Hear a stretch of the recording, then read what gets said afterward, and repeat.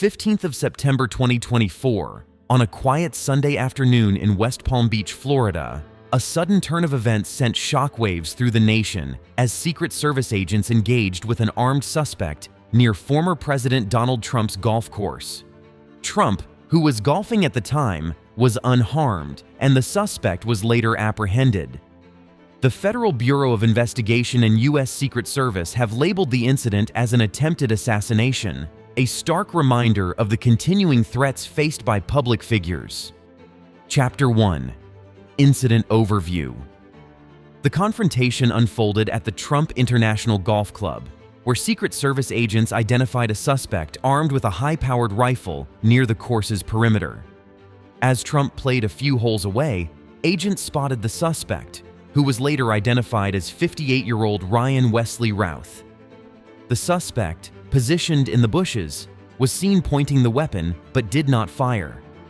Secret Service agents promptly opened fire to neutralize the threat, though Routh managed to escape, fleeing in a black Nissan. Sheriff Rick Bradshaw of Palm Beach County detailed the swift response by local authorities and federal agents.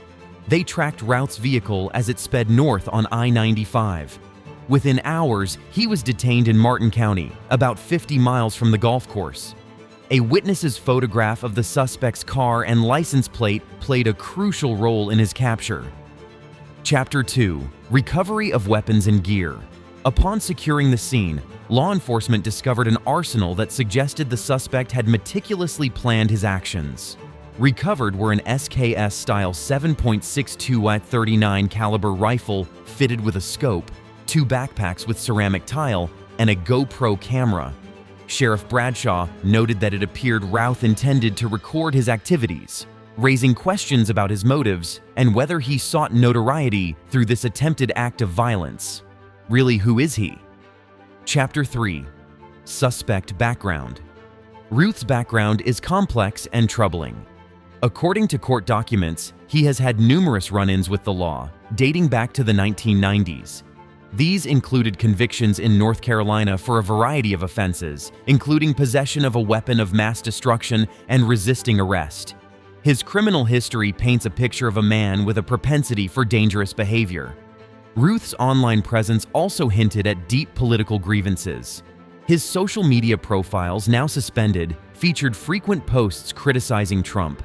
Though his comments stopped short of direct threats, they expressed significant disappointment and frustration with the former president.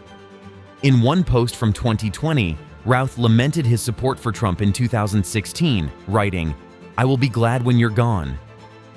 Routh's involvement in the Ukrainian conflict further complicates his profile.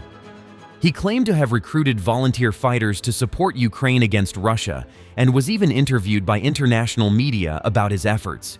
His LinkedIn profile suggests he lived in Hawaii and owned a shed-building company, Camp Box Honolulu. He appeared to have spent much of his life in North Carolina, where he graduated from North Carolina Agricultural and Technical State University in 1998. Chapter 4. Law Enforcement Response. The swift action of the Secret Service and local law enforcement averted what could have been a catastrophic event. Sheriff Bradshaw commended the Secret Service agents, stating they did exactly what they should have done, and their agent did a fantastic job.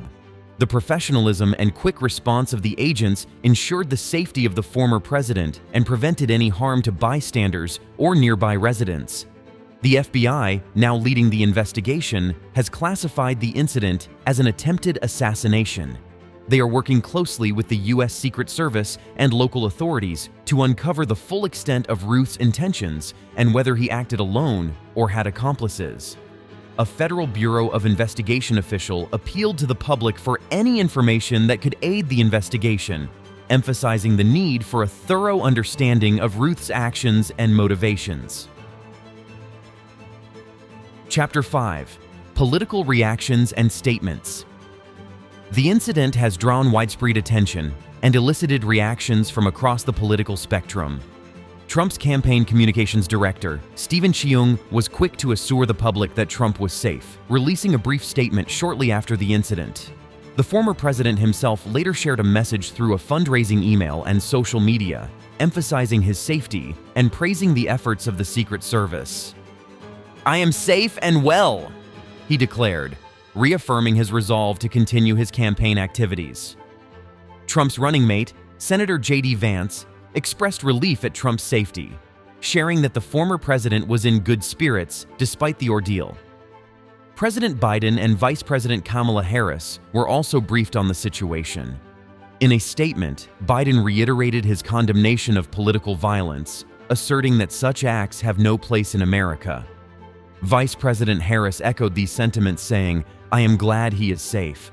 Violence has no place in America." Both leaders called for a thorough investigation and stressed the importance of ensuring the safety of all public officials. Chapter 6. A troubling pattern. This incident marks the second attempt on Trump's life in recent months. On July 13th, during a rally in Butler, Pennsylvania, Trump was grazed by a bullet and a supporter on stage was killed. The assailant, Thomas Matthew Crooks, was shot dead by a Secret Service agent. The alarming frequency of these attempts highlights a dangerous trend and underscores the ongoing risks to political figures. Senate Minority Leader Mitch McConnell expressed his gratitude for Trump's safety, condemning the attempted assassination and calling for those responsible to be held accountable. Florida Governor Ron DeSantis announced that the state would conduct its own investigation into the security breach, emphasizing the need for transparency and public trust. Chapter 7. The Road Ahead. As the investigation into the incident continues, many questions remain. What drove Routh to such drastic action? Was he acting alone, or were others involved? Speaking to Al Jazeera, Colin Clark, director of research at the Soufan Group, noted that today's incident underscores the persistent threat of political violence in the U.S. The Federal Bureau of Investigation has classified the incident as an attempted assassination, similar to the attack on Trump in July. Clark warned that given the highly polarized political climate and widespread availability of weapons, this may not be the last act of political violence we see before or after the election. For Trump, this incident is unlikely to deter him. Known for his resilience, he has vowed to continue his campaign undeterred. However, the threat to his safety and the broader issue of political violence in America is a matter of urgent concern. Totally, the swift response by the Secret Service and local law enforcement saved lives on September 15th, but the incident serves as a grim reminder of the ever-present dangers in today's political landscape. The Federal Bureau of Investigation and Secret Service's ongoing investigation will hopefully provide clarity and ensure justice is served. Totally, the quick response from the Secret Service and local law enforcement on September 15th saved lives, but this incident reminds us of the real dangers out there. The investigation is still ongoing, and the hope is that justice will, well, we'll see. What do you think? What would be the solution for this growing tension? Let us know.